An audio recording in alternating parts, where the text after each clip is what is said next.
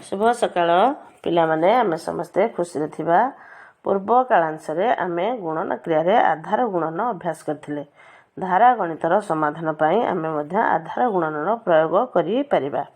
प्रश्न 1 रे प्रत्येक पिला 12 टका करि नेले 13 जन पिला केते टका पाइबे जानिबा पाई 12 सहित 13 को आधार प्रणाली रे गुणन करिबा।